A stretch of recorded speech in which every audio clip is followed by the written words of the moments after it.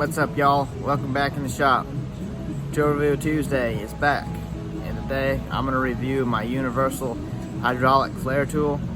And to me, this is one of my coolest tools I have, and I'll show you all the different features of it and why I would recommend it, and a couple things that I don't really like about it. More just of an inconvenience as far as user-friendly goes, but all in all, it's pretty decent. They come up with pretty good design, and this is, I don't know if this is the latest model, but this is definitely the second generation, and there's a couple new features that they put on this one, and I really like them, and let's get into it here. Here's my hydraulic flare tool, made by Mastercool. They make quite a few different tools, I do believe, but I haven't purchased any of their other ones.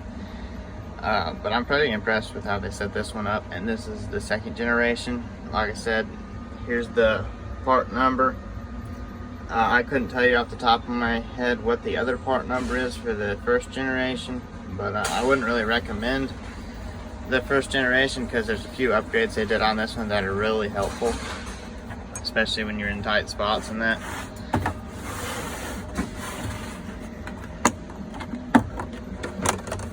And there is a couple spots here for other dies that I think you can buy individual, or maybe as like a little kit just to fill all the spaces. But this kit here will do any brake lines, metric or standard. It'll do fuel lines, GM and Ford for sure. There's a few other ones that I know it'll do. And generally, for what dies that they put in here, you can pretty much come up with a combination that'll do just about any flare, which is pretty handy. The tool itself is about, I guess, about 12-14 inches long, which in tight spots it can become a little bit tough to get where you need to, but if you're doing lines and replacing all of them or piecing them together, you can generally pull the lines back a little bit, get your flare, and then kind of bend it where you want it, so it's not usually too bad. These ones here,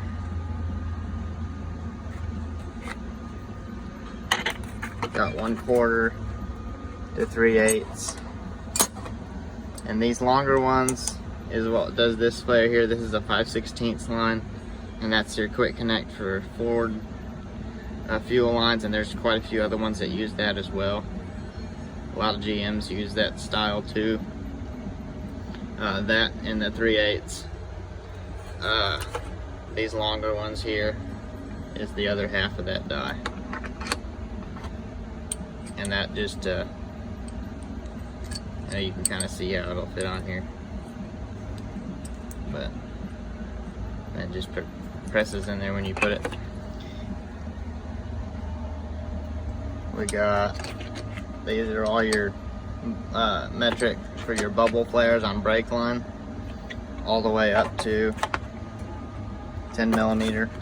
I've never had to do a 10mm flare for a bubble flare. I'm not even for sure what that would go to, but they have it in here for some reason. Here's all your other half of the dies, so it'll focus here. That's what it looks like for the bubble flare. These right here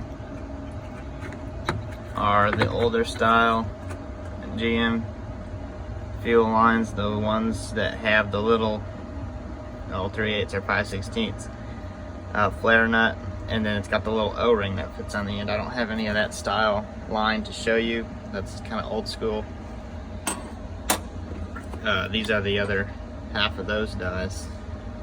So it basically makes kind of a flare like this, but you would smash it completely, so that would be flat enough to look kind of like this, would just cut a little bit short, and then you can snap a little O-ring on the end.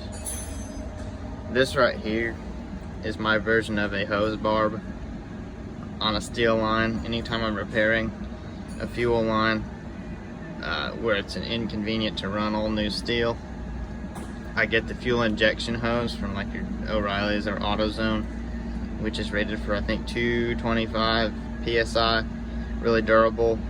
for I mean, it's higher rated than like your fuel line for vapor line, which would be your standard fuel line. This is actually what they call fuel injection hose, and it's really good stuff. Doesn't deteriorate for a lot of years.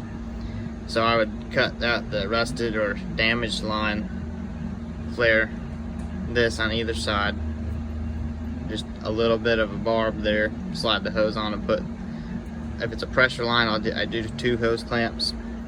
If it's just a vapor line, I just do 1 hose clamp, just to make sure it's not going to leak or slip off of there. I'm sure 1 hose clamp would be sufficient, but just to be on the safe side dealing with fuel, I don't want to take any chances. These right here are all your standard flare, or inverted flare, I think, as some people call them. And it would look like, you can see this. It's basically like a bubble flare, but you cave the inside in. There you go, get it to focus. So that would be like your standard. This is 1/4 inch brake line, and this is bubble flare on 1/4 inch, which is what these dies down here do. Comes with the pipe cutter, and this is fully hydraulic. Close that valve right there. You can pump this and you see it come out. Now it only comes out, let me see how far it comes out here. That's maxed out. So that gives you enough different distance there to do any die, but you may have to use these threads to compensate if you need more. You may have to loosen it, thread it in, and then do some more on the longer fuel line type. Alright, the features that are on this one that were not on the old one. First one is this little ball right here, and each of these have a little detent in them, so they don't slip off it there. It kind of holds them a little bit of friction, and just snaps in there. The first generation did not have that, and every time you flipped it around, the die was falling out. Another thing that they upgraded on, this right here is perfectly flat, and it's large enough that when you put the die, here I'll show you.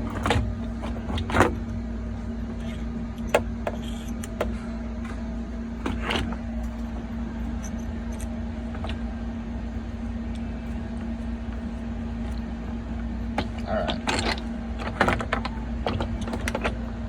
Now I need to get a tripod to set this on when I'm doing this.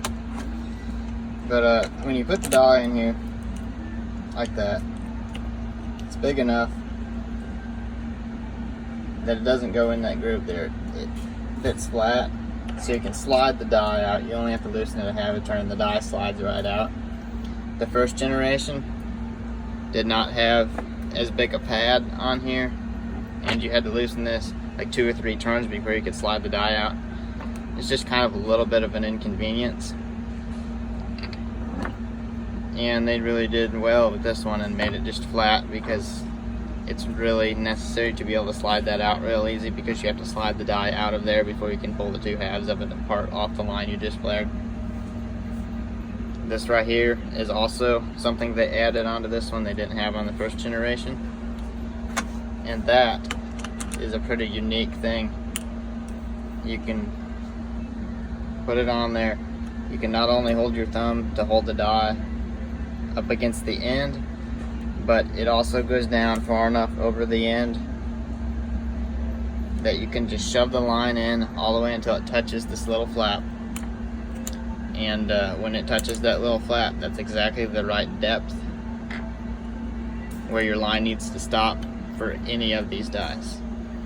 And that is the greatest thing they added onto this generation, second generation one, because the old one didn't have that. You had to eyeball where the end of the line stopped, which is just at the end of this die, just like this one would be, but you have to eyeball that, and to eyeball that, especially when you're in a tight spot, can be really inconvenient. So they added that on there, and that's a really big upgrade. As far as the rest of the tool goes, This is pretty much the same as the older generation. I do believe all of the older generations were black in color. These are blue in color. I don't know why they really changed that. Doesn't really matter to me at all. I have no idea what type of hydraulic fluid is in here, or if you need to ever add any, how you would do that. There is a couple little Allen screws here which may have something to do with it, but I've used several of these throughout my career in the automotive industry, and I've never even seen one leak any oil out, so I think they got them sealed up pretty good. As far as the cons to this, when you're making this style flare, the dies tend to get kind of stuck. So that would be, let's see, that would be this style, and this side of the die will get stuck on the end of there. The best way that I've found to get it off is to basically thread with the die still in here. Just thread it back, keep threading it back until it actually pulls the die off the end of the line. And don't loosen this part. Let it crimp the line and hold the line, and then just thread it back and let it pull the line. I don't know if that's the proper way to do it, but that doesn't always work. If that doesn't work, you may need to take a screwdriver and slide it between here and the flat surface of the die right here and kind of snap it off. Once it breaks free, it'll come off pretty easy. But that's been something that has been a pain when you're doing that style fuel line flare. And I don't really know if there's any upgrade they could do to make that work properly or better. It just is kind of how it works. I don't know what they could really do to change that, but that's just kind of an inconvenience thing I have with it. And other than that, there's not really anything that I would probably change on it. I mean, they really did a pretty good job of engineering on this tool, and as far as all that goes.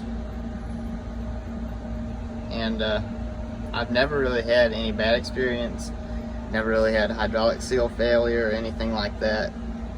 It always has worked pretty well. Another thing that I would kind of upgrade, and I may actually do that to this tool, the gap between this and this for pushing this die out is not big enough to fit your finger in. I almost want to take this and cut like a half moon out of it so you can get your finger up in there, and I probably will do that at some point. That's another just one of those inconvenient things, and as far as some of you techs out there that have bigger fingers, it would be pretty hard to push that die out. And it has the ball detent on it, so you have to give it a little bit to get it out of there. I mean, it's not real tight, as you can see there, but just to kind of knock that die out, you have to be able to get your finger and not have to grab a screwdriver or anything. So I'll probably cut a notch out of that, and they may have even upgraded that. I haven't seen the latest model yet. This one's probably 5 years old or so. But as far as everything else goes, they engineered it really well. And if you do any line work, whether it be fuel lines, brake lines, or whatever you get into, especially if you live in the northern half of the states where they have all the rust and corrosion that really tears those lines up pretty quick, invest in one of these. They're about 320, maybe 350. I think you maybe you'll get them on sale for around 300. That's about what I paid for this one. And that's a little high and a little out of your tool range of what tools you have and what work they'll do. Talk to your shop manager, see if they'll get one of these, because this will make a world of difference. It really will. And I used one of these at the old shop I worked at, and I knew that I was gonna want one for my personal use. Before I even left that shop, I purchased this one and used it at the house. And I moved down here in Tennessee from up in Illinois, and we don't do as many lines down here, but as little as I do use this, it's still well worth the $300 I paid for it. And this is one of those tools that not a lot of people invest in, but I think they really should. There should be more of these out there. They really are a game changer when you're doing fuel lines, brake lines, transmission lines, all that stuff. So do yourself a favor, put a little money into it. Don't buy as many hand tools for a while, and invest in one of these, and I promise you, you won't regret it.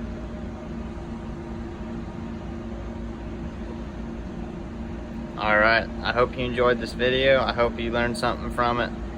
And stay tuned. We'll have more videos coming. 2 reviews on Tuesday, creation, and all my other videos come up on Friday. If you like my content, follow, subscribe, like, share, comment, all that good stuff. I appreciate the interaction. And I'll keep these videos coming up twice a week. Until next time.